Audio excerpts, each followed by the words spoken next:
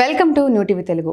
YCP అధినేత మాజీ ముఖ్యమంత్రి జగన్మోహన్ రెడ్డి ప్రస్తుతం పెద్దగా చేసేదేమీ లేదు. ప్రతిపక్షంలో ఉన్నప్పటికీ తన వ్యక్తిగత విషయాలకే ప్రాధాన్యత ఇస్తున్నారు. గత 2 నెలల్లో 4 సార్లు బెంగళూరు వెళ్లారు, ఒకసారి ఢిల్లీ వెళ్లారు. ఇంతకు మించి ఆయన ఏమీ చేయలేదు.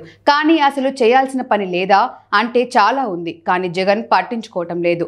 దెబ్బతిన్న పార్టీని గాడిలో పెట్టాలని, అదేవిధంగా కొందరు నేతలు వెళ్లిపోవాలని భావిస్తున్న నేపథ్యంలో వారిని బుజ్జగించాలి. అవేమీ చేయటం లేదు జగన్ చేయాల్సిన పని చాలా ఉంది. సొంత పార్టీ నాయకులను కాపాడుకోవాలి. తనపై వారికి విశ్వాసాన్ని పెంచడంతో పాటు వారిని తన వైపు తిప్పుకునేలా చర్యలు తీసుకోవాలి. అలాగే పార్టీ బలోపేతానికి చర్యలు తీసుకోవాలి. ఈ విషయాలను జగన్ పట్టించుకోనట్లు వ్యవహరిస్తున్నారు. ఈ వ్యవహారం పార్టీలో చర్చనీయాంశంగా మారింది. పార్టీ ఇలాగే ఉంటే తమ దారి తాము చూసుకుంటామని పలువురు నేతలు సంకేతాలు పంపుతున్నారు. వైసీపీ నేతలు ఆన్లైన్ ఛానల్స్, సోషల్ మీడియా ద్వారా ఇలాంటి సంకేతాలు పంపుతున్నారు. ఇది మున్ముందు పార్టీని ఇబ్బంది పెట్టడం ఖాయంగా కనిపిస్తోంది. ప్రజల్లో తనకంటూ ఓ ఇమేజ్ ఉందని చెబుతున్నా దాన్ని నిలబెట్టుకొని ప్రజల్లో ఉండాలనే ఆలోచనలు లేవు. జగన్కు 40% ఓటు బ్యాంకు ఉందని చెబుతున్నా అంతర్గతంగా ఆ ఓటు బ్యాంకును నిలబెట్టుకునేందుకు జగన్ ప్రయత్నాలు చేస్తుండటం గమనార్హం.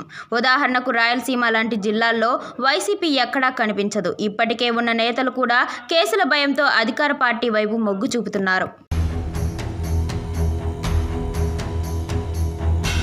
తమకున్న అంతర్గత పరిచయాలు, మీడియా ద్వారా కూటమి ప్రభుత్వ నేతలతో కలిసి నడుస్తున్నారు. దీన్ని ఎదుర్కోవడానికి జగన్ ఎలాంటి వ్యూహాన్ని అమలు చేయడం లేదు. ఇక ఉత్తరాంధ్ర జిల్లాల్లోనూ ఇదే పరిస్థితి. ఇప్పటికే విశాఖలో చాలా మంది కార్పొరేటర్లు జనసేన వైపు మొగ్గు చూపారు. చిత్తూరులో మాత్రం కార్పొరేషన్ కూటమి మొత్తం ప్రభుత్వం వైపు వెళ్ళింది. మరి జగన్ ఎప్పటికైనా స్పందిస్తాడో లేక తాడేపల్లి ప్యాలెస్కే పరిమితమవుతాడో చూడాలి.